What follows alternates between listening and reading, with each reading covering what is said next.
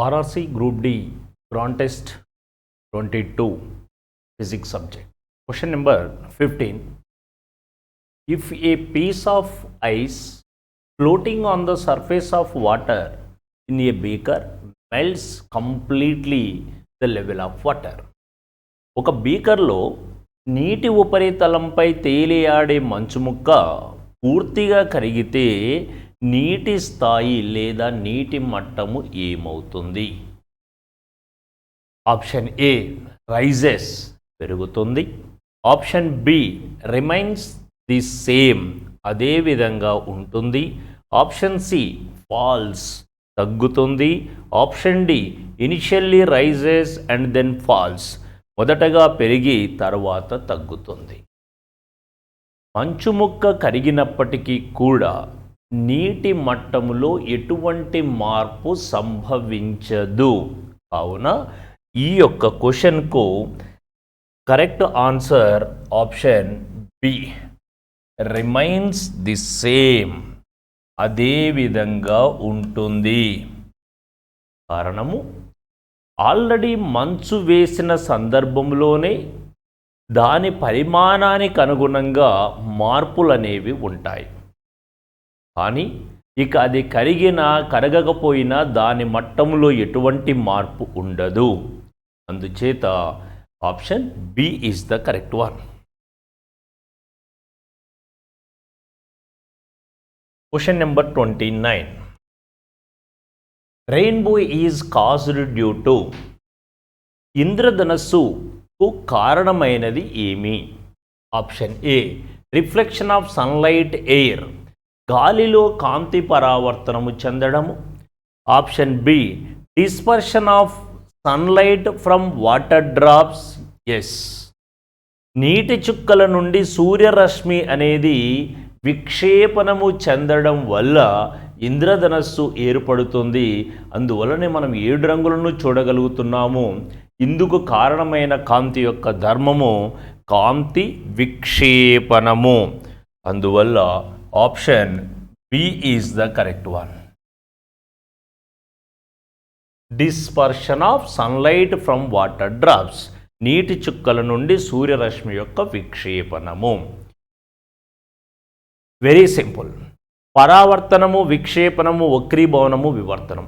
ఈ ఇన్ఫర్మేషన్ అంతా మీకు ఒకవేళ గుర్తుపట్టడంలో కన్ఫ్యూజన్ ఉన్నప్పటికీ 4 ధర్మాలను పరిశీలించినప్పుడు మనకు సులభంగా గుర్తించడం అనేది జరుగుతుంది.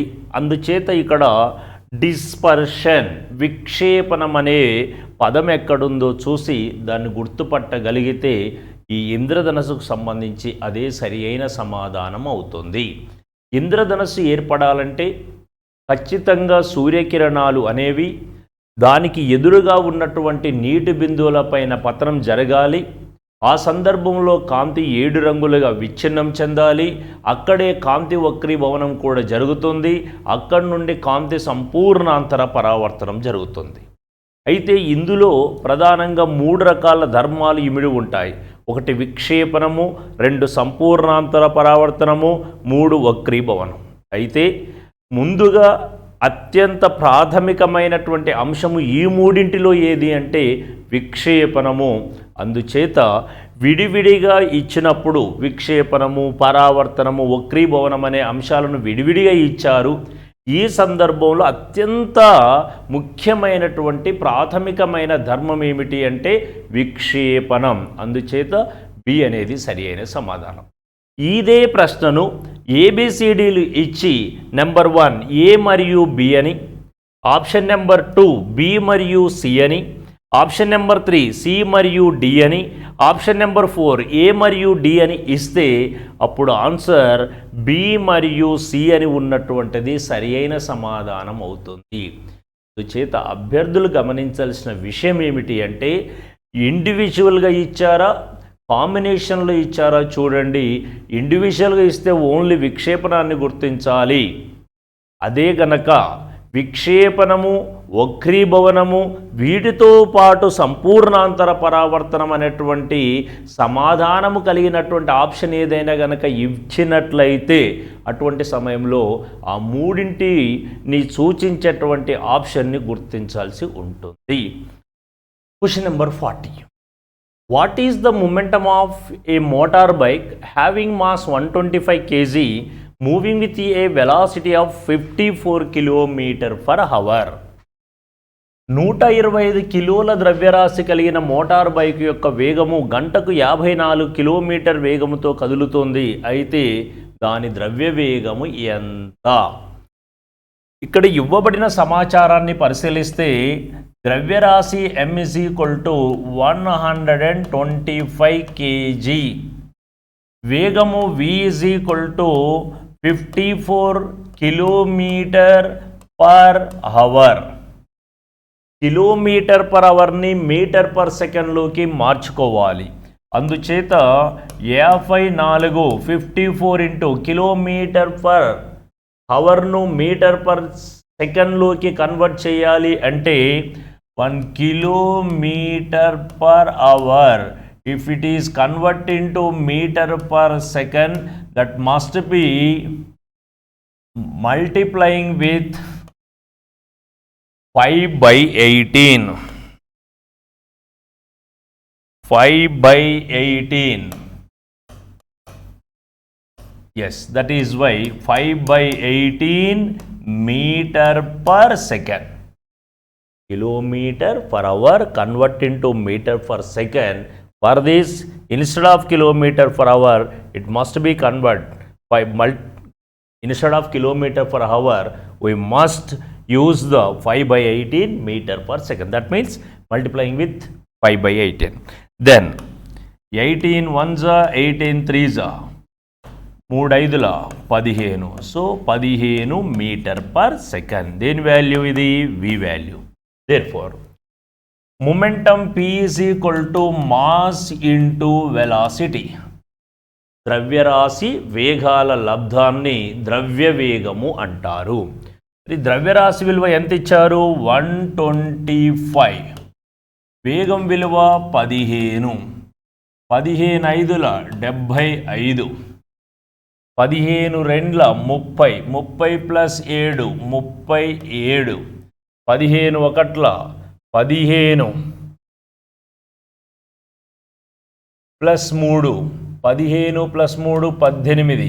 So 1875 kilograms మీటర్/సెకండ్.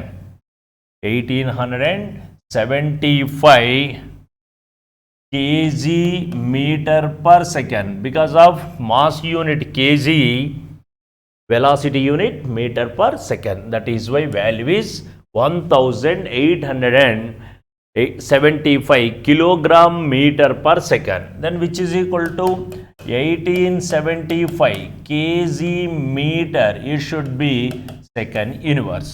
So option C is the correct one for this question.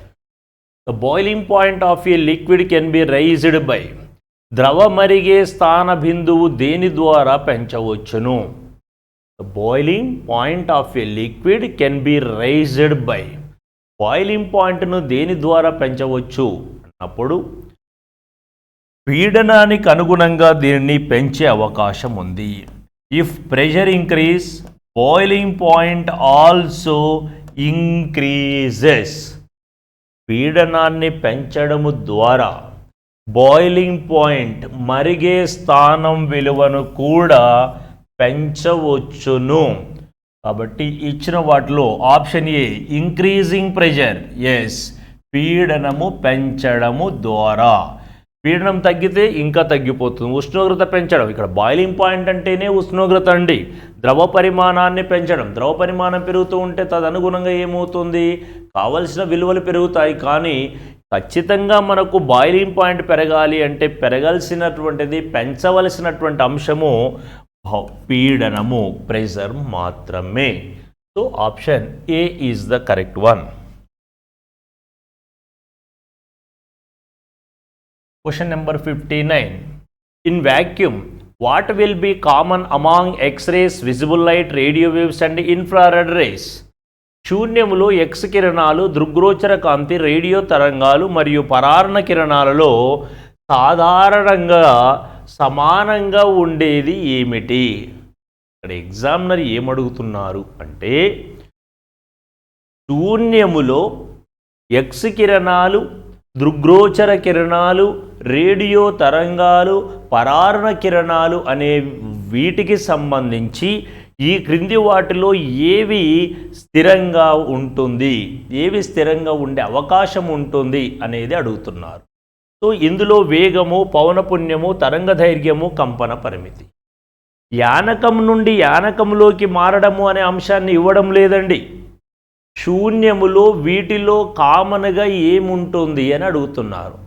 శూన్యములో ఈ కిరణాలన్నీ కూడా in vacuum all the rays are travelling with equal speed that is equal to speed of light. That is why ఇందులో కామన్గా ఉండేటువంటి అంశము వేగము. Speed remains same in vacuum or given rays are traveling with the equal speed. So option E is the correct one. ఇవ్వబడిన కిరణాలన్నీ కూడా శూన్యములో సమానమైన లేదా స్థిరమైన వేగముతో ప్రయాణం చేస్తూ ఉంటాయి. So option A is the correct one here.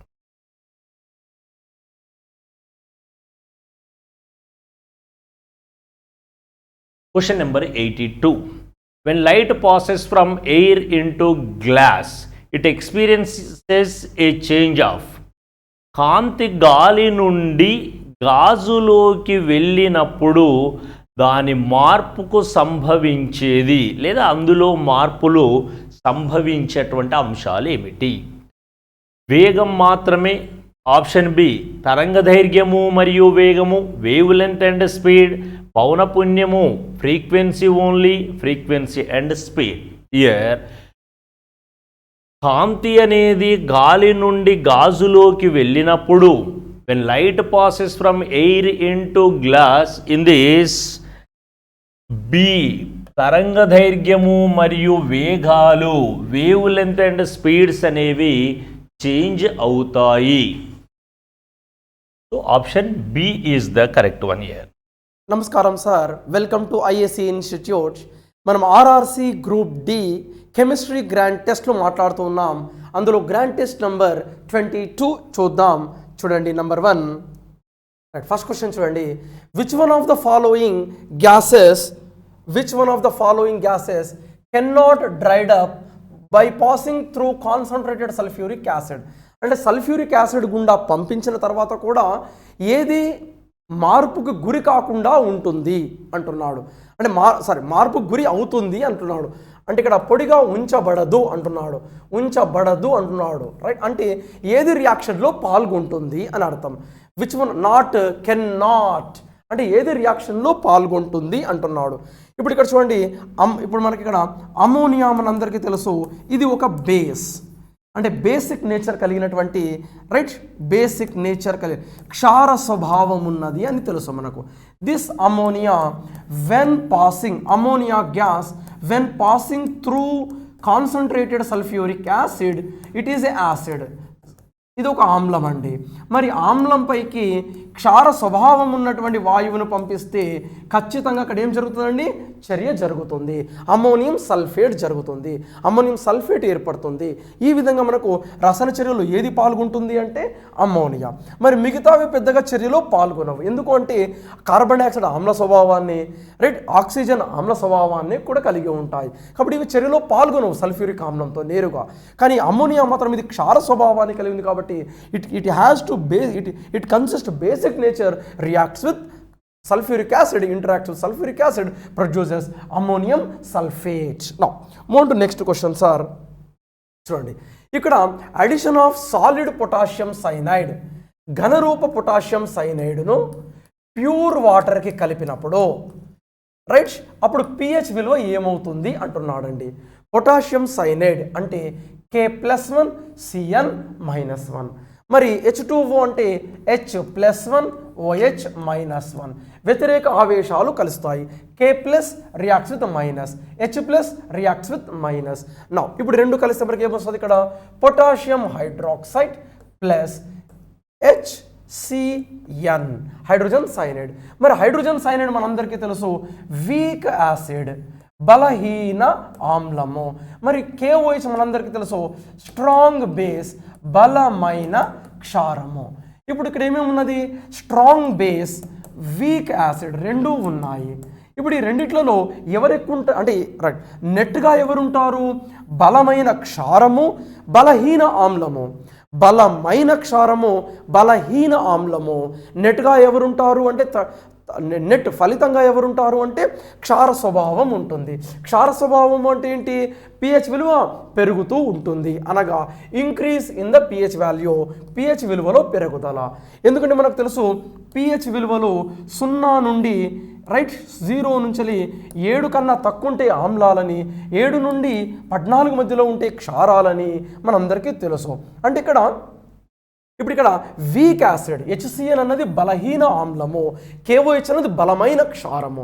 మరి బలమైన క్షారం ఉంది, బలహీన ఆమ్లం ఉంది, ఈ రెండు కలిసి ఉన్నాయి. అప్పుడు ఓవరాల్గా మనకు ఏ స్వభావాన్ని కలిగి ఉంటుంది అంటే బేసిక్ నేచర్, క్షార స్వభావాన్ని కలిగి ఉంటుంది.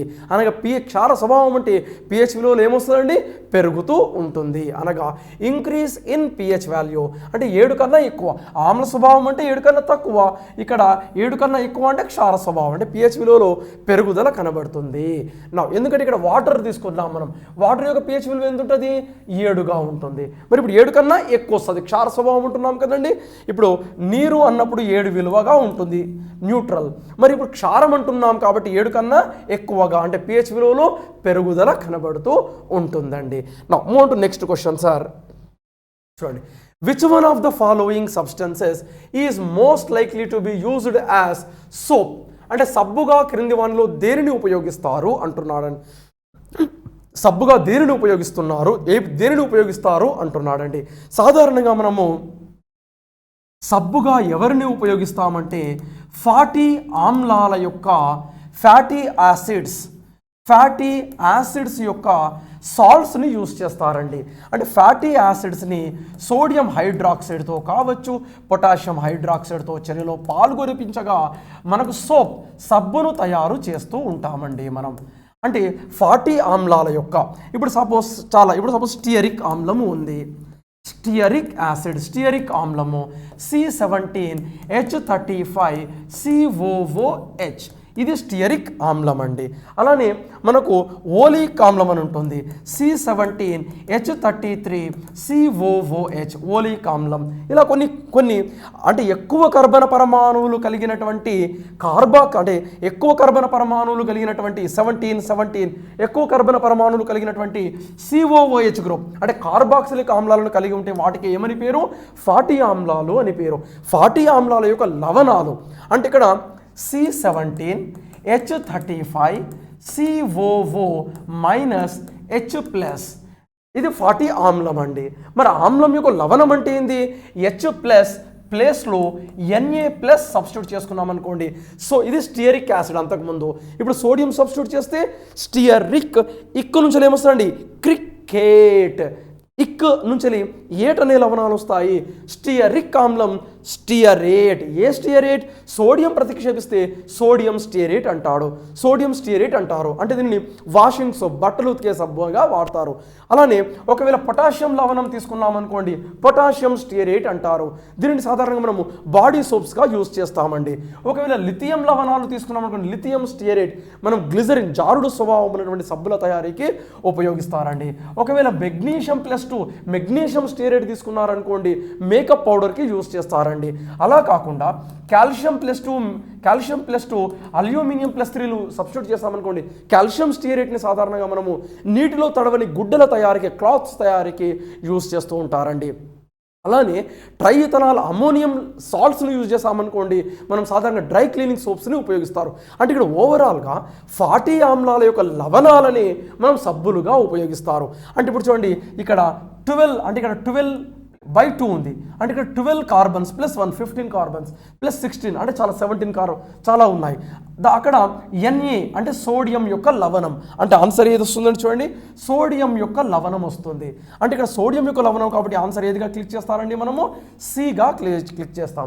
మరి ఇక్కడ మిగతావి చూడండి, ఇక్కడ CHCl2 ఇది కూడా కాదు, అంటే లవణం ఇది ఎస్టర్, ఇది ఎస్టర్ అండి, ఇది కూడా ఇది ఒక ఈథర్ అండి. అంటే ఈథర్లను సాధారణంగా మనం ఈథర్లను కానీ ఎస్టర్లను కానీ క్లోరిన్ యొక్క సమ్మేళనాలను కానీ సబ్బుగా ఉపయోగించాం.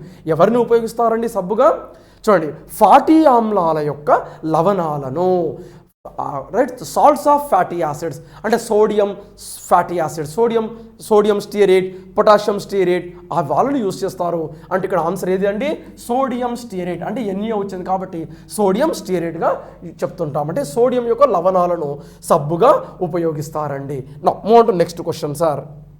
చూడండి ఇప్పుడు ఇక్కడ చూడండి, in order to extract 72 kg of copper from and ore containing 15% of copper. అంటే ఇప్పుడు ఒక ఓర్లోనట 15% కాపర్ ఉందట, ఆ మినరల్లో 15% ఉంటుందట. అయితే మనకు 72 kg కావాలి అంటే ఇప్పుడు మనకు 72 kg కావాలి మొత్తం. అంటే ఇప్పుడు 15% చూడండి ఇక్కడ, ఇప్పుడు మనకి ఇక్కడ ఏమంటున్నాడు చూడండి, 15% రాగి కలిగిన ధాతువు నుండి 72 కిలోల రాగిని తీయడానికి ఎంత ధాతువును ప్రాసెసింగ్ చేయాలి అంటున్నాడండి.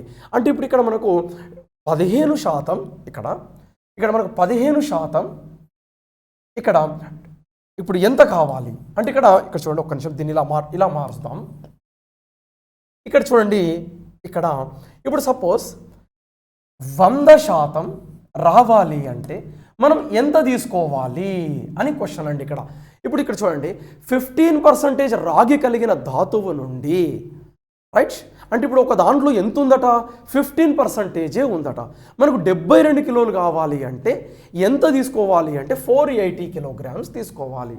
అంటే ఇప్పుడు 15% మనకు 100% చూడండి, 15% 72 కిలోగ్రామ్స్ అయితే మనకు 100% ఎంత కావాలి అంటే మనకు ఎంత కావాలి, 480 కిలోగ్రామ్స్ కావాలి, రైట్. మనకు చూడండి ఇప్పుడు ఇక్కడ అంటే ఇక్కడ చూడండి 15% మనకు ఇప్పుడు చూడండి 480 కిలోగ్రామ్స్ ఉందండి.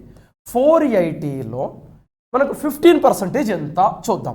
ఇందులో 480లో 15% రావాలి అంటే మనకు శాతం ఎలా చెప్తామండి, 15 మనకు బై 480 ఇంటూ 100, 0 గెట్ క్యాన్సల్. ఈ విధంగా మనకు ఇటు తీసుకొచ్చేస్తే మనకి ఏమొస్తుంది, 72 వచ్చేస్తూ ఉంటుందండి. ఈ విధంగా more next question sir.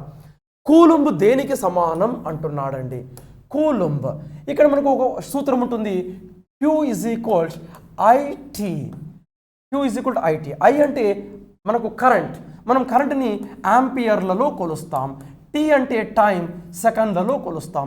Q అంటే ఆవేశము, ఛార్జ్, కూలుంబులలో కొలుస్తారు. అంటే 1 కూలుంబ్ = ఆవేశానికి SI యూనిట్ ఏది అంటే కూలుంబ్ అండి. మరి ఒక కూలుంబ్ అంటే ఏంటంటే ఒక యాంపియర్ కరెంట్ 1 సెకను కాలంలో ప్రయాణిస్తే దానిని 1 కూలుంబ్ ఆవేశం అంటారు. లేదా మనం 6.24 × 10⁻18 ఎలక్ట్రాన్ల ఆవేశానికే మనం 1 కూలుంబ్ అంటాం. అంటే ఇక్కడ ఆన్సర్ ఏదండి, ఏ అని అర్థమవుతుంది, 1 ఆంపియర్ × 1 సెకండ్ అని అర్థమవుతుందండి. కూలుంబ్ అంటే ఏంటి, మన Q = IT. I అంటే ఆంపియర్, T అంటే టైం, సెకండ్స్. ఈ విధంగా మనకు 1 ఆంపియర్ × 1 సెకండ్గా చెప్తున్నాం. More to next question sir. క్రింది వాటిలో హైయెస్ట్ ఆక్సిడేషన్ పొటెన్షియల్, అత్యధిక ఆక్సీకరణ సామర్థ్యం ఉన్నది ఏది? చూడండి, ఆక్సీకరణ సామర్థ్యం అనగా అంటే ఆక్సీకరణం చెందే సామర్థ్యం. అంటే ఆక్సీకరణం చెందడం అంటే ఆక్సీకరణ సంఖ్య పెరగడం, ఆక్సీకరణ సంఖ్యలో పెరుగుదల. Increasing in the oxidation number means losing of electrons, ఎలక్ట్రాన్లను పోగొట్టుకోవడం. ఎలక్ట్రాన్లు పోగొట్టుకునే లక్షణం ఎవరికి ఉంటుంది అంటే పీరియాడిక్ టేబుల్లో ఎక్కువగా ఫస్ట్ ఏ గ్రూప్ మూలకాలకి ఎక్కువగా ఉంటుంది. అనగా లైనాక్, రుప్స్ ఫ్రీ అని చదువుకున్నాం. అలానే సెకండ్ గ్రూప్ మూలకాలు beryllium, magnesium, calcium, strontium, barium, radium. అంటే ఈ గ్రూప్ మూలకాలకు ఎక్కువగా ఎలక్ట్రాన్, 1వ ఏ గ్రూప్ మూలకాలు చిట్ట చివరి కక్షలో 1 ఎలక్ట్రాను, 2nd ఏ గ్రూప్ మూలకాలు చిట్ట చివరి కక్షలో 2 ఎలక్ట్రాన్లు. ఇవి ఎప్పుడు శృతం వస్తుంది? ఒక పరమాణుకి ఎప్పుడు శృతం వస్తుంది? చిట్ట చివరి కక్షలో ఎన్ని ఎలక్ట్రాన్లు ఉండాలి? 8 కావాలి. వీటికి చిట్ట చివరి కక్షలో ఎలక్ట్రాన్ల సంఖ్య ఎంత? 1. ఎప్పుడు శృతం వస్తుంది? 7ని తీసుకోవడమా, 1ని కోల్పోవడమా? 1ని కోల్పోవడం. కాబట్టి అనగా ఎవరండి? లిథియం, లైనాక్, లిథియం, సోడియం, పొటాషియం, రుబ్సఫీ, rubidium, caesium, francium, beryllium, magnesium, calcium, శాన్షియం, బేరియం, రేడియం. దీన్ని ఎలా గుర్తుపెట్టుకున్నాం? బెంచ్ పైన కూర్చున్న మెగాస్టార్ కారులో వెళ్తున్న సౌందర్యను బేకరీకి రమ్మన్నాడు అని గుర్తుపెట్టుకున్నామండి. సరే, ఈ మనకు అంటే ఇక్కడ ఎడమవైపు పీరియాడిక్ టేబుల్లో లెఫ్ట్ సైడ్ ఉన్నటువంటి మూలకాలు ఎలక్ట్రాన్లు పోగొట్టుకుంటాయి. అంటే లూజింగ్ ఆఫ్ ఎలక్ట్రాన్స్. అంటే సాధారణంగా మెటల్స్, లోహాలకి ఆక్సీకరణ సామర్థ్యం ఎక్కువగా ఉంటుంది. అంటే పూర్తిగా ఎడమవైపు. అంటే పూర్తిగా ఎడమవైపు అంటే ఏదండి? Lithium is the right answer. మోటో. మరి ఇప్పుడు ఇవి ఎక్కడ ఉంటాయి? సిల్వర్ అన్నది ఇగో ఇక్కడ ఉంటుంది. సిల్వర్, అల్యూమినియం, జింక్ ఇక్కడ ఉంటాయండి. అంటే పీరియాడిక్ టేబుల్లో మనకి ఇలా వస్తుంటుంది. రైట్, పీరియాడిక్ టేబుల్ ఇలా ఉంటుంది. అంటే ఇక్కడ పీరియాడిక్ టేబుల్లో టోటల్ ఎడమ వైపు ఎలక్ట్రాన్ పోగొట్టుకునేవి. కాబట్టి lithium is the answer. Move to next question sir. Which of the following metals causes Itai disease? Itai వ్యాధి. ఇటాయి వ్యాధి వల్ల ఏమొస్తుందంటే మనకు ఈ బోన్స్, సీవియర్ బోన్ పెయిన్ వస్తుంటుందండి. బోన్స్ పెయిన్లు వస్తుంటాయి. అంటే ఇక్కడ మనకు క్యాడ్మియం నుంచి వస్తూ ఉంటుందండి. క్యాడ్మియం యొక్క అంటే క్యాడ్మియం వలన వచ్చే వ్యాధి మనకి ఏదంటే ఇటాయి. మరి అదే కాపర్ వలన వచ్చే వ్యాధి విల్సన్ వ్యాధి. స్వెల్లింగ్ అవుతూ ఉంటుందండి మన బాడీ. మరి అదే పాస్పరస్ వలన వచ్చే వ్యాధి ఫాసిజా అనే వ్యాధి అండి. దవడ ఎముకలు క్షీణించకపోయే వ్యాధి. అదే మరి మన బొగ్గు గనుల్లో పనిచేసే వారికి బ్లాక్ లంగ్స్, న్యూమోకోనియోసిస్ అంటారు. మరి టెక్స్టైల్ పరిశ్రమలలో పనిచేసే వారికి వైట్ లంగ్స్ వస్తూ ఉంటుంది. మరి ఇనుము పరిశ్రమలలో పనిచేసే వారికి, iron industry who are working the iron industry, they got siderosis disease. మరి గాజు పరిశ్రమలో పనిచేసే వారికి సిలికోసిస్. అలా మనము ఒక్కొక్క ఇండస్ట్రీ, ఒక్కొక్క వ్యాధి గురించి మనం మాట్లాడుకున్నాం. బెరిలియం పరిశ్రమ బెరిలియోసిస్ అంటూ రాసుకున్నాం. మరి కాడ్మియం పరిశ్రమలో పనిచేసే వారికి వచ్చే వ్యాధి ఇటాయి బోన్ డిసీజ్ వస్తుంది. మరి అదే పెట్రోలియం పరిశ్రమలో పనిచేసే వారికి వచ్చే వ్యాధి నాసియా వ్యాధి వస్తుంది. వామిటింగ్స్ అవుతూ ఉంటాయి లెడ్ పరిశ్రమలో పనిచేసే వారికి. సరే, move to next question sir. Right sir, next question చూద్దాం. Metals which liberate hydrogen on treatment with acids must be అంటున్నాడు. అంటే ఇక్కడ ఒక మెటల్ అంటే ఇక్కడ జింక్ ఎగ్జాంపుల్ తీసుకుందాం. When reacts with hydrochloric acid. ఇప్పుడు ఇందులో నుంచి హైడ్రోజన్ వాయువును బయటకు తీయాలి అంటే ఈ మెటల్కి సంబంధించినటువంటివి ఎలా ఉండాలి? హైడ్రోజన్ కన్నా ఎలక్ట్రోపాజిటివిటీ ఎక్కువ ఉండాలా, తక్కువ ఉండాలా అని అడుగుతున్నారు. అంటే ఇక్కడ HCl చూడండి, H+Cl-, జింక్ ఫార్మ్స్ Zn+2. ఒకటి కన్నా ఎక్కువ క్యాటయాన్లు అందుబాటులో ఉన్నప్పుడు high reactive cation reacts with ఆనయాన్. ఇప్పుడు జింక్ +2 H+లలో ఎవరికి చర్యాశీలత ఎక్కువ? చూడండి, జింక్, హైడ్రోజన్. ఇది చర్యాశీలత క్రమం అండి. మరి ఎవరికి చర్యాశీలత ఎక్కువ? జింక్ కా హైడ్రోజన్ కా అంటే జింక్కి. కాబట్టి జింక్ చర్యలో పాల్గొంటుంది. Zinc chloride plus hydrogen gas బయటకు వస్తుంది. అంటే హైడ్రోజన్ కన్నా అధిక చర్యాశీలత ఉన్నటువంటి లోహాలు ఆమ్లాలతో చర్యలో పాల్గొని హైడ్రోజన్ వాయువును విడుదల చేస్తాయి. లేదా ఇలా చెప్పొచ్చు, ఇప్పుడు రుణ విద్యుదాత్మక క్రమం, ఎలక్ట్రోనెగటివిటీ క్రమం, fluorine, oxygen, nitrogen, chlorine, carbon, hydrogen ఇలా. అంటే ఇక్కడ చూడండి, హైయెస్ట్ ఎలక్ట్రోనెగటివిటీ దేనికి ఎక్కువ? ఫ్లోరిన్కి. మరి హైడ్రోజన్ కన్నా తక్కువ ఎలక్ట్రోనెగటివిటీ వీళ్ళండి. తక్కువ ఎలక్ట్రోనెగటివిటీ. హైడ్రోజన్ కన్నా తక్కువ ఎలక్ట్రోనెగటివిటీ అంటే అధిక ఎలక్ట్రో పాజిటివిటీ అని చెప్పుకోవచ్చు. అంటే హైడ్రోజన్ కన్నా అధిక ఎలక్ట్రో పాజిటివిటీ ఉన్న మూలకాలకే హైడ్రోజన్ కన్నా అధిక చర్యాశీలత ఉంటుంది. ఆమ్లాలతో చర్యలో పాల్గొని హైడ్రోజన్ వాయువుని ఇస్తుంది. అనగా హైడ్రోజన్ కంటే ఎక్కువ ఎలక్ట్రో పాజిటివ్. హైడ్రోజన్ కంటే ఎక్కువ ఎలక్ట్రో పాజిటివ్ అంటే హైడ్రోజన్ కన్నా తక్కువ ఎలక్ట్రోనెగటివ్. హైడ్రోజన్ కన్నా తక్కువ ఎలక్ట్రోనెగటివిటీ అంటే ఎవరండి? సోడియం, పొటాషియం, ఫస్ట్ ఏ గ్రూప్ మూలకాలు. అంటే ఇక్కడ మనం ఫస్ట్ ఏ గ్రూప్ మూలకాలకి హైడ్రోజన్ కన్నా అధిక చర్యాశీలత ఉన్నట్లుగా రాసాం. Potassium, calcium, sodium, magnesium. అంటే ఇప్పుడు ఈ లోహాలు ఇక్కడి వరకు ఈ లోహాలు హైడ్రోజన్ కన్నా అధిక చర్యాశీలతను కలిగి ఉన్నాయి. అలానే హైడ్రోజన్ కన్నా తక్కువ రుణ విద్యుదాత్మకతను అనగా అధిక ఎలక్ట్రో పాజిటివిటీను కలిగి ఉన్నాయి అనగా ఆన్సర్ ఏదండి? D answer right sir. Which one of the following used as a ingredient of the cockroach repellent అంటే ఇక్కడ బొద్దింకలను దూరం చేయడానికి, దగ్గర రానివ్వకుండా సాధారణంగా బోరిక్ ఆమ్లం యొక్క ఉత్పన్నాలను ఉపయోగిస్తారండి. అంటే చిన్న చిన్న ఇంట్లో ఉన్న కీటకాలు, అంటే ఇప్పుడు సపోజ్ చిన్న చిన్న ఎలుకలను రానివ్వకుండా సాధారణంగా జింక్ సల్ఫైడ్ని కానీ జింక్ పాస్పైడ్ని కానీ లేదంటే బోరిక్ యాసిడ్ యొక్క డెరివేటివ్స్ని కానీ మనము ఉపయోగిస్తామండి. నా మూంటూ చూడండి, ఇక్కడ చూడండి నెక్స్ట్ ఇందులో చూడండి సార్, క్వశ్చన్ ఏమన్నాడు? ఏ లోహాలు హైడ్రోజన్ వాయువు కన్నా, ఇక్కడ చూడండి, ఇప్పుడు ఇక్కడ క్వశ్చన్ ఇక్కడ ఎక్స్ప్లెయిన్ చేస్తాను చూడండి. చర్యాశీలత ఎవరికి ఎక్కువగా ఉంటుంది అంటే, అన్నిటికన్నా ఎవరికి చర్యాశీలత ఎక్కువ ఉంటుందంటే పొటాషియంకి ఎక్కువ చర్యాశీలత ఉంటుందండి. Potassium, then followed by calcium, right, followed by sodium, then followed by magnesium, followed by aluminium, zinc, iron, tin, lead. ఈ మూలకాలు హైడ్రోజన్ కన్నా ఎక్కువ చర్యాశీలతను కలిగి ఉన్నాయి. రియాక్టివిటీలో చర్యాశీలతలో ఎక్కువగా ఉన్నాయండి, రియాక్టివిటీలో ఎక్కువ చర్యాశీలతను కలిగి ఉన్నాయి. మరి రుణ విద్యుదాత్మకతలో తక్కువ కలిగి ఉంటాయి. అంటే ఈ మూలకాలు లో ఎలక్ట్రో నెగటివిటీ అంటే అల్ప రుణ విద్యుదాత్మకత, ఎవరికన్నా హైడ్రోజన్ కన్నా రుణ విద్యుదాత్మకత తక్కువ. అంటే అధిక ధన విద్యుదాత్మకత అనగా అధిక చర్యాశీలత అని ఇక్కడ రాసుకుంటున్నామండి. హై ఎలక్ట్రో పాజిటివిటీ లేదా లో ఎలక్ట్రో నెగటివిటీ ఎవరికన్నా? హైడ్రోజన్ కన్నా, రైట్.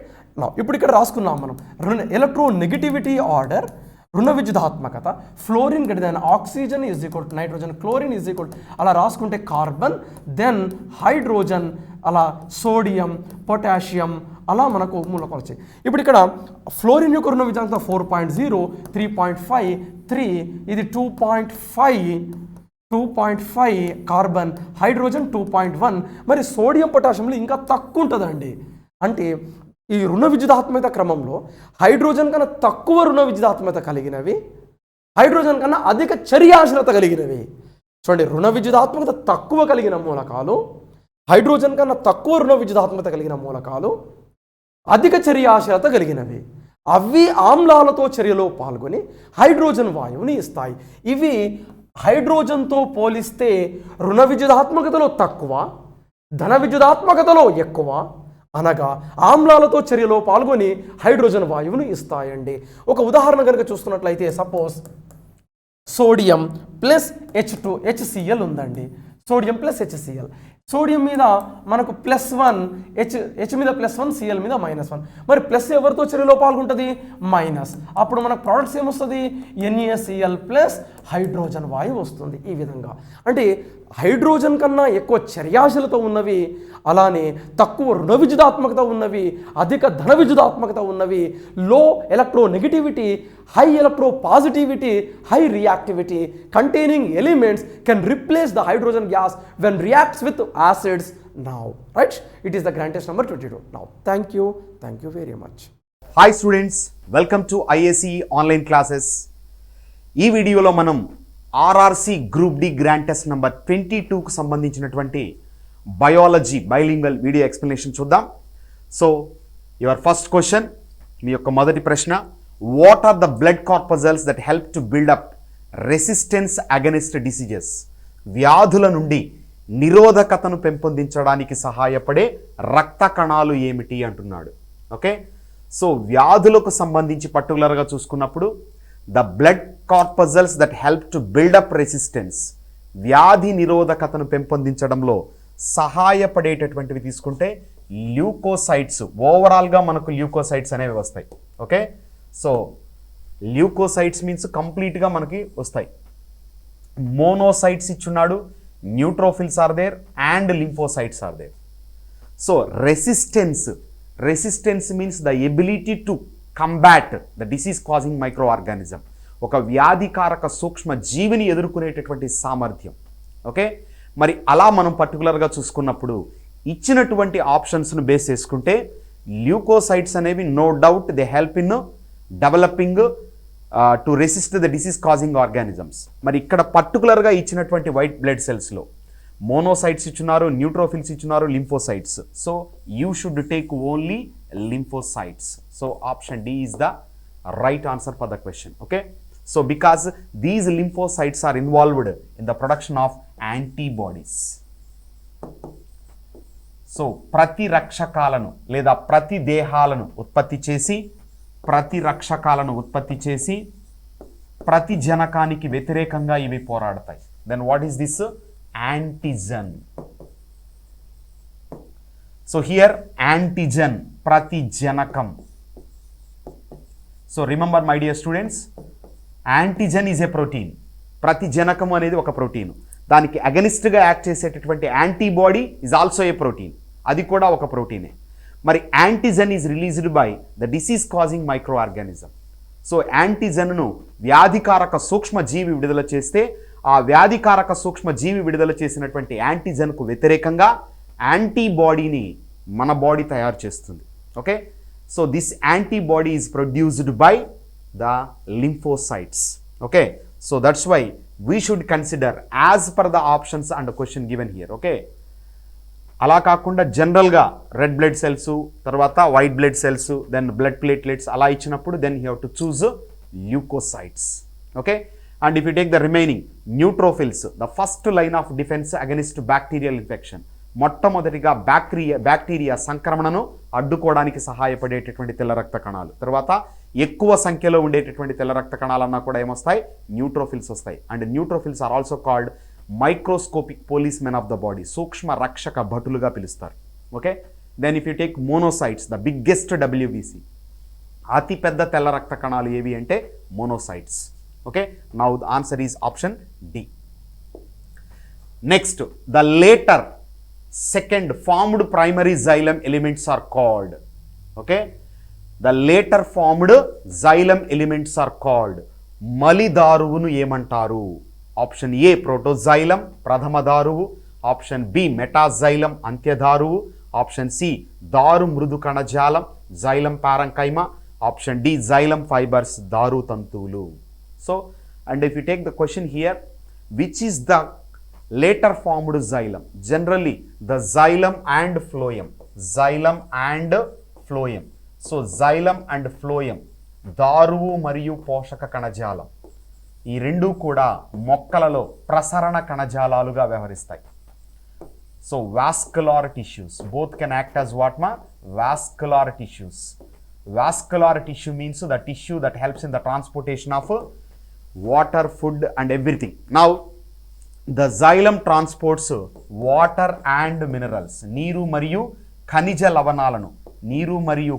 లవణాలను రవాణా చేసే వాటిని ఏమంటాము? దారు అని పిలుస్తారు. మరి ఫుడ్ని ట్రాన్స్పోర్ట్ చేస్తే ఫ్లోయం, పోషక కణజాలంగా పిలుస్తాం. ఓకేనా? ఈ xylem phloem, another important bit, xylem and phloem together called vascular bundles, నాళికా పుంజాలు అని పిలుస్తారు. సో xylem-ను phloem-ను కలిపి ఏమంటాము? vascular bundle. So this is very important bit to remember. వీటిని తెలుగులో నాళికా పుంజాలు అంటారు. xylem-ను phloem-ను కలిపి ఏమని పిలుస్తాం? నాళికా పుంజాలు అంటారు. Okay, so here in the formation of xylem ఏర్పాటులో ఎలా జరుగుతుంది? దారువు ఏర్పడేటప్పుడు మొదట ప్రథమ దారువు ఏర్పడుతుంది, ఆ తరువాత అంత్య దారువు వస్తుంది. ఓకేనా? ఈ ప్రథమ దారువు ఏర్పడినటువంటిది ముందుగా ఉంటుంది కాబట్టి దీనిని ప్రోటోజైలం అంటాం. ఆ తర్వాత ఏర్పడేదాన్ని మెటాజైలం అంటారు. So the formation of metaxylem denotes there is extension of the growth process. So పెరుగుదల అనేటటువంటిది ఎక్కువగా జరుగుతున్నట్టు. So that the length or the width of the stem also increases. So that's why it is called secondary growth, ద్వితీయ పెరుగుదలగా చెప్తారు.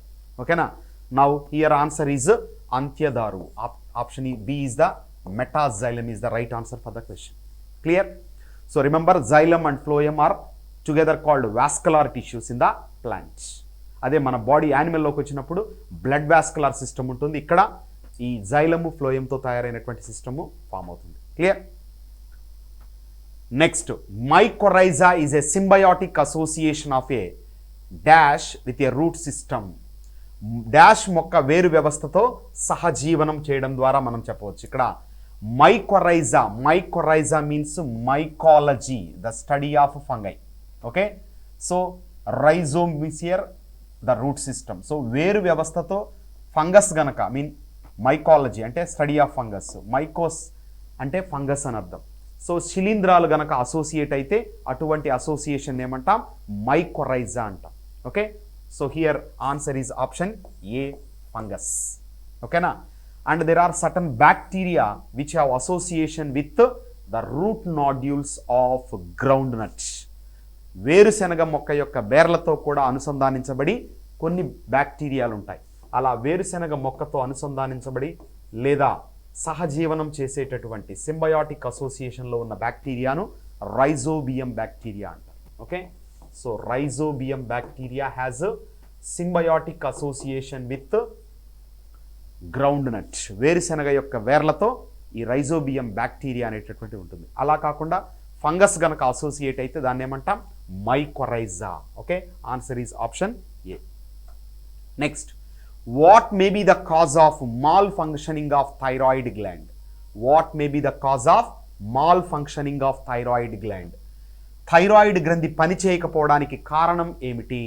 So when thyroid gland does not work, definitely there is a deficiency of iodine. Okay, so thyroid గ్రంథి పని చేయడం లేదు అంటే మాత్రం ఖచ్చితంగా అయోడిన్ యొక్క లోపం అనేటటువంటిది ఉంటుంది. ఎందుకంటే అయోడిన్ సమపాళల్లో ఉన్నప్పుడే థైరాయిడ్ గ్లాండ్ అనేది వర్క్ చేస్తుంది. మనకు మెడ ప్రాంతంలో ప్రత్యేకించి ఈ యొక్క లారింగ్స్, వాయిస్ బాక్స్లో ఉన్నటువంటి వాయిస్ బాక్స్ అంటే స్వరపేటికలో ఉన్నటువంటి ప్రాంతంలో 9వ మృదులాస్థి ఉంగరానికి అంటుకొని 9th కార్టిలేజ్ రింగ్కు అటాచ్ అయ్యి ఈ యొక్క థైరాయిడ్ గ్లాండ్ ఉంటుంది. And this thyroid gland is the biggest endocrine gland. అతిపెద్ద వినాళ గ్రంథి ఏది అంటే థైరాయిడ్ గ్లాండ్. ఈ థైరాయిడ్ గ్లాండ్ పనిచేయాలంటే ఎవరు కావాలా? అయోడిన్ కావాలి. Okay, so the iodine is required for the proper functioning of the thyroid. Why? Because thyroid produce a hormone called thyroxine. Thyroid gland నుంచి ఏ హార్మోన్ వస్తుంది? థైరాక్సిన్ వస్తుంది. Okay, this thyroxine is the combination of two important chemicals. One is ట్రైఐడోథైరోసిన్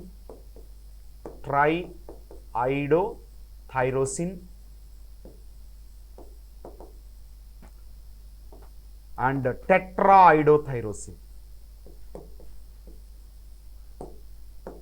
Okay, triiodothyrosin, triido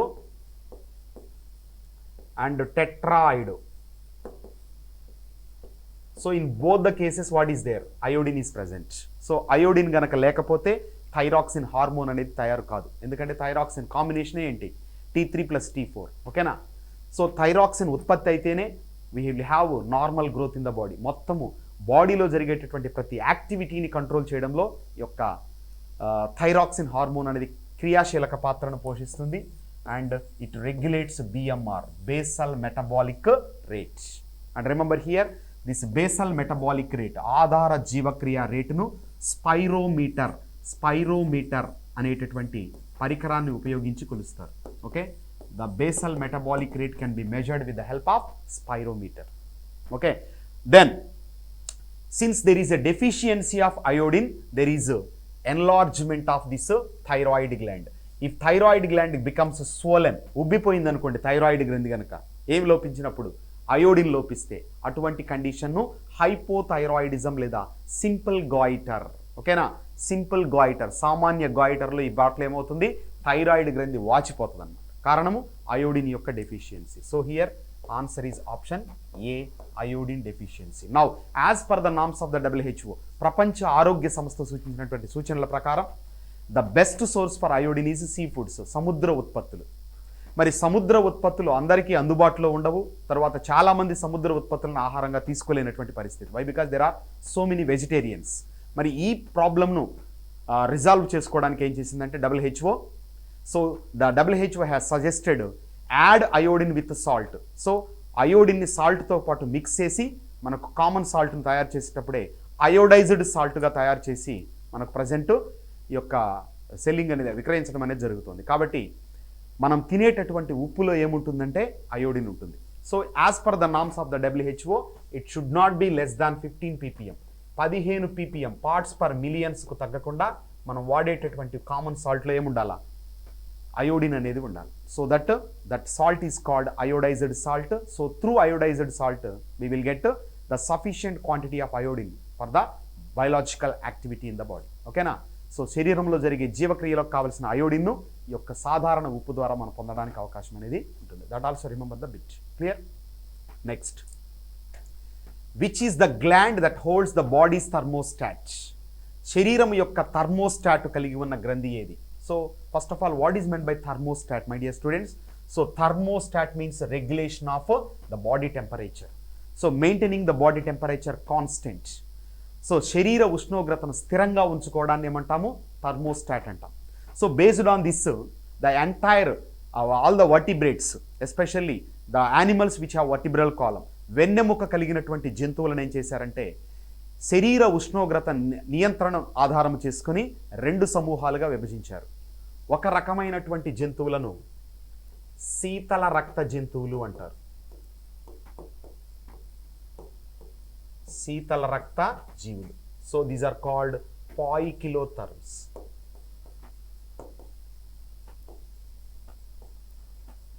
so శరీర ఉష్ణోగ్రతను స్థిరంగా ఉంచుకునే అంశం మీద ఆధారం చేసుకొని వర్టిబ్రేట్స్ను, సకశేరుకాలను ఏం చేశారు, 2 గ్రూప్స్గా చేస్తున్నారు. మొదటిది శీతల రక్త జీవులైతే రెండవది ఉష్ణ రక్త జీవులు. ఓకేనా. These are called homeotherms. So మనకు జనరల్గా చెప్తుంటారు, యువకులుగా ఉండేవాళ్ళు, యంగ్స్టర్స్ అయితే ఉడుకు రక్తం అంటుంటాం. అది యంగ్స్టర్ అయినా సరే, ఓల్డ్ అయినా సరే, ఎవరైనా సరే మన బాడీలో అంటే ఒక మ్యామల్స్ క్షీరదంగా ఉన్నటువంటి మనలో ఖచ్చితంగా ఉడుకు రక్తమే ఉంటుంది. ఎందుకంటే we have to maintain our body temperature constant. మన శరీర ఉష్ణోగ్రతను ఎల్లప్పుడూ ఏం చేస్తాం, స్థిరంగా ఉంచుకుంటాం. శరీర ఉష్ణోగ్రతలో కొద్ది మార్పు జరిగితే వెంటనే మనకేమొస్తుంది, ఫీవర్ వస్తుంది, జ్వరం వస్తుంది. కాబట్టే ఇక్కడ ఉష్ణ రక్త జీవులుగా మనల్ని పిలుస్తారు. అది ఓల్డ్ అయినా కావచ్చు, ముసలి వాళ్ళైనా కావచ్చు, కుర్రోళ్ళైనా కావచ్చు, ఎవరైనా కావచ్చు, అందరిలో కూడా ఉడుకు రక్తమే కామన్. ఓకేనా. అక్కడ యాక్టివిటీ పరంగా మనం ఉడుకు రక్తం అంటున్నామే కానీ బట్ సైంటిఫిక్గా తీసుకుంటే ఇద్దరిలో కూడా ఏముంటుంది, ఈ యొక్క వామ్ బ్లడే ఉంటుంది అనమాట, వేడి రక్తం. మరి ఇక్కడ చూసుకుంటే శీతల రక్త జీవులు అంటే they cannot maintain their body temperature constant. ఏవైతే వాటి యొక్క శరీర ఉష్ణోగ్రతను స్థిరంగా ఉంచుకోలేవో వాటిని ఏమంటాము, పాయికిలోథర్మ్స్ అంటాము. పాయికిలోథర్మ్స్కి examples pisces, amphibians and reptiles. So చేపలు, ఉభయచరాలు, సరీసృపాలు అనేవి శీతల రక్త జీవుల కిందకు వస్తే, పక్షులు, క్షీరదాలు అనేటటువంటి birds and mammals comes under homeotherms, ఉష్ణ రక్త జీవుల కిందకు వస్తాయి. మరి మనము ఉష్ణ రక్త జీవులమే హోమియోథర్మ్స్ కాబట్టి there is a special gland or there is a special part in order to regulate the body temperature constant. మన శరీర ఉష్ణోగ్రతను స్థిరంగా ఉంచడంలో ప్రత్యేకించి ఒక మెకానిజం లేదా ఒక గ్లాండ్ లేదా ఒక పార్ట్ అనేటటువంటిది ప్రత్యేకంగా మనకు ఉంటుంది. That is nothing but hypothalamus. Okay. So this hypothalamus is very very important for us, and another important bit based on hypothalamus which is called master controlling center.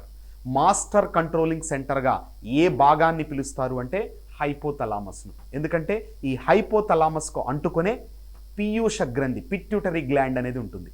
ఈ pituitary గ్లాండ్ని master gland అని పిలుస్తున్నాం.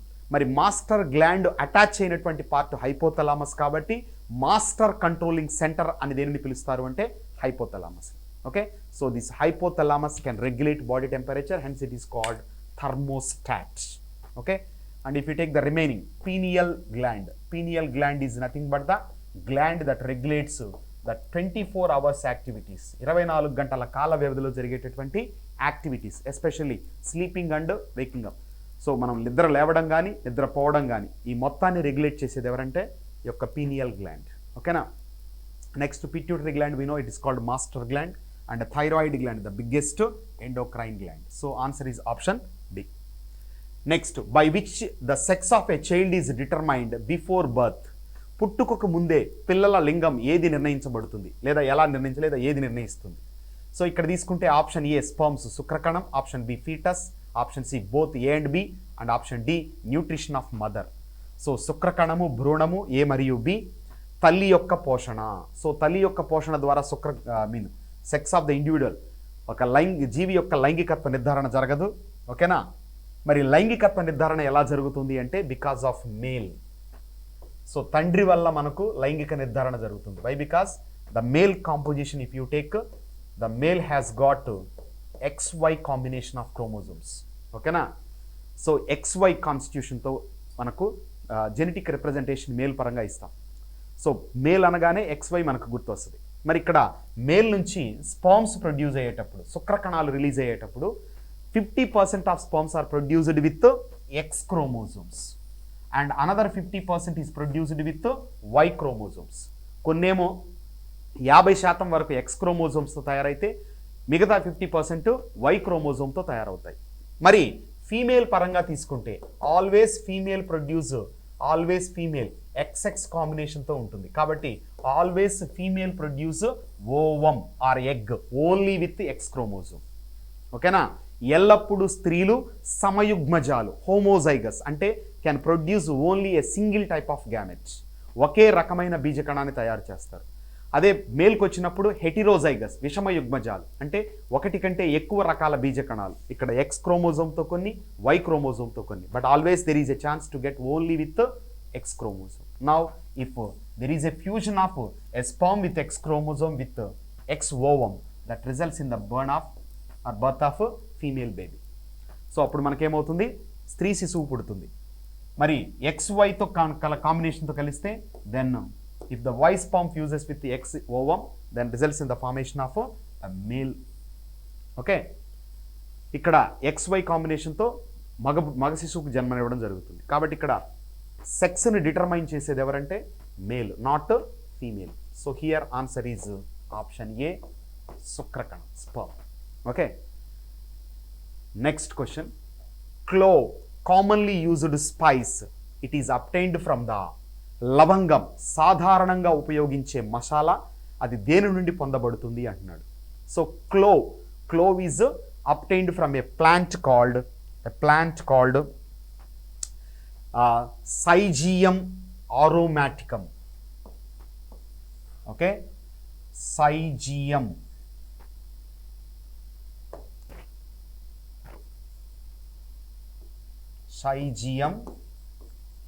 ఆరోమాటికం.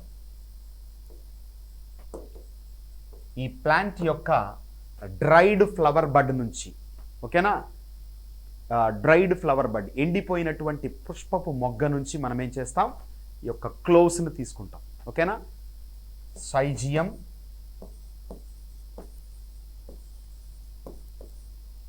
ఆరోమాటికం. So this is the scientific name of that particular plant. So here answer is option D, flower bud. Next question. In which type of flower the gynoecium occupies the highest position while the other parts are situated below it? In which type of flower the gynoecium occupies the highest position? ఏ రకమైన పువ్వులో అండకోశం అత్యున్నత స్థానాన్ని ఆక్రమించగా ఇతర భాగాలు దాని కింద ఉన్నాయి? మరి ఇక్కడ అండకోశం, గైనీషియం అంటే అర్థము. So if you take a flower,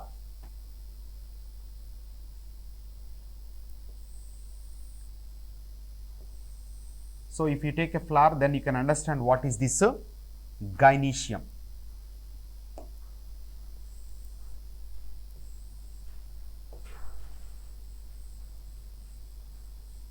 Okay, this is the flower. Now this is called calyx. Okay, this is a calyx which is made up of sepals. రక్షక పత్రావళి అంటారు దీన్ని, రక్షక పత్రావళి. ఓకే, ఇది ప్రత్యేకంగా రక్షక పత్రాలను కలిగి ఉంటుంది. And this is called corolla. So this is called corolla. Corolla అంటే ఆకర్షణ పత్రావళి. So corolla is made up of petals. Okay, next the third word is called andrecium. So if you take this andrecium, the stamens, it is made up of what?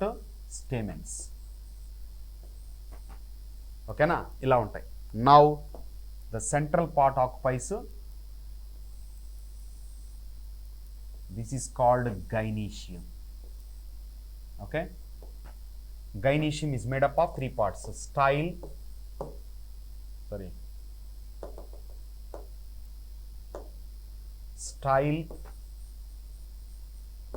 Stigma,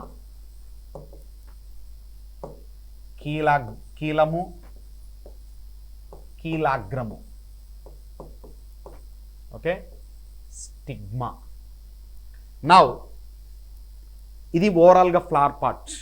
okay, all the parts of a flower if you take, there are 4 whorls in the flower. మొత్తం 4 వలయాలలో పుష్ప భాగాలు అమరి ఉంటాయి. మొదటి వలయాన్ని calyx అంటాం, second వలయాన్ని corolla అంటాం, the third whorl is called androecium and the fourth whorl is called gynoecium. Okay, now here the question is, gynoecium occupies the highest position. Highest position means ఇప్పుడు ఇలా ఉన్నటువంటి అరేంజ్మెంట్లో గైనీషియం అనేది ఏమవుతుంది, gynoecium అనేది ఏమవుతుంది highest position, అంటే దాని కింద మిగతా పార్ట్స్ వస్తాయి, గైనీషియం కొంచెం పైకి వస్తుంది. ఓకేనా, సో అలా హైయెస్ట్ పొజిషన్లో కనుక గైనీషియం గనక ఉంటే, మిగతావి కిందగా ఉంటే, that condition is called hypogynous condition. Okay, so answer is option C. And for hypogynous best example is tomato. ఓకేనా,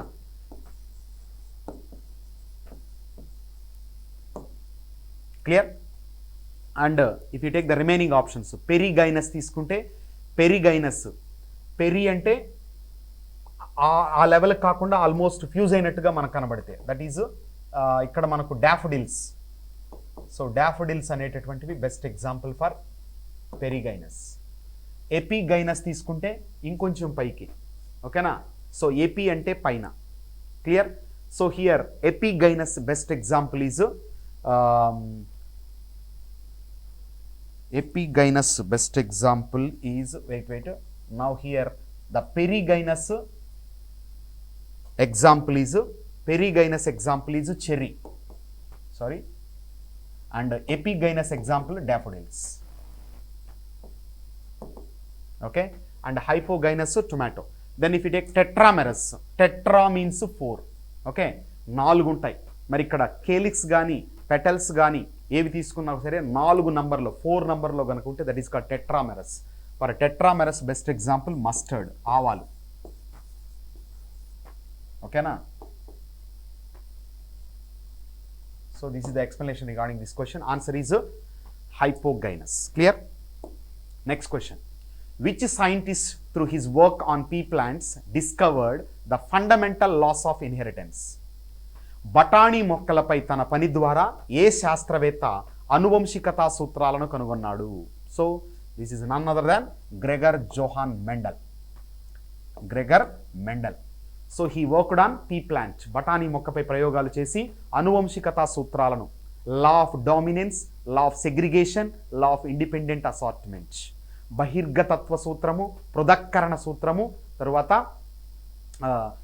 స్వతంత్ర జన్యు వ్యూహన సిద్ధాంతం. ఈ 3 సూత్రాలను ఎవరు తీసుకొచ్చారంటే Gregor Johann Mendel. What are the 3 laws? One is law of dominance, law of dominance, బహిర్గతత్వ సూత్రం,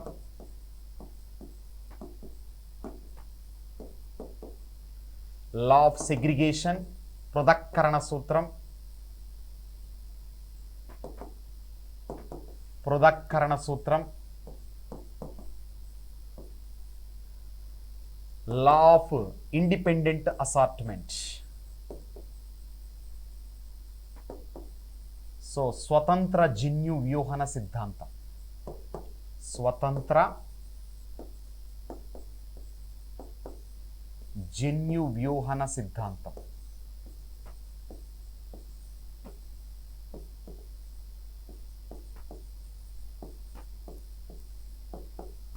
ఓకే, సో ఈ 3 సూత్రాలను ఎవరు తీసుకొచ్చారు? Gregor Mendel. And if you take the remaining options, Jonas Salk, he is the first person who invented vaccine for polio. మొట్టమొదటిగా polio vaccine కనుక్కుంది ఇతనే. అయితే ఇతను ఇంజెక్షన్ ద్వారా ఇచ్చేటటువంటి వ్యాక్సిన్ కనుక్కున్నాడు. After that Albert Sabin has prepared another vaccine called oral polio vaccine. కాబట్టి ఇక్కడ ఫస్ట్ వ్యాక్సిన్ ఎవరంటే Jonas Salk. Dmitri Mendeleev, you know that this ఎలిమెంట్స్కి సంబంధించి కెమికల్ ఎలిమెంట్స్కి సంబంధించినటువంటి ఒక టేబుల్ తయారు చేసినటువంటి వ్యక్తి. Next Joseph Priestley has discovered oxygen. Oxygen వాయువును కనుక్కున్నది Joseph Priestley. So here answer is option A. Next, the cells of which tissue are specialised to store fats. The cells of which tissue are specialised to store fats. కొవ్వులను నిల్వ చేయడానికి ఏ కణజాల కణాలు ప్రత్యేకమైనవి అంటున్నాడు. So that fat is stored in adipose tissue. కొవ్వు కణాలలో కొవ్వు అనేటటువంటిది నిల్వ ఉంటుంది. ఓకేనా. సో పొలుసుల స్క్వామస్ అనేటటువంటిది it's a kind of epithelial tissue. Epithelial tissue. ఉపకళా కణజాలం. ఉపకళా కణజాలము అంటే అర్థము ఏ కణజాలం అయితే శరీరము యొక్క బాహ్య అంతర్గత తలాలను కప్పి ఉంచుతుందో. So the tissue that covers both externally and internally. Okay. So that is called ఉపకళా కణజాలం. ఎపిథీలియల్ టిష్యూ అంటాం. గ్రంథి మీన్స్ ఇట్స్ ఎ మోడిఫైడ్ ఉపకళా కణజాలం. రూపాంతరం చెందిన ఉపకళా కణజాలాన్ని గ్రంథి అంటారు. So collagen, collagen is a protein. Okay. Collagen means it's a protein. So కొల్లాజన్కి సంబంధించిన బిట్ కూడా ఉంది. ఒకటి ఏంటంటే ప్రకృతిలో సమృద్ధిగా లభించు ప్రోటీన్ అంటాడు. So the protein which is abundantly present in the nature. So that is nothing but collagen. So here now answer is option A, adipose. That's all. Thank you.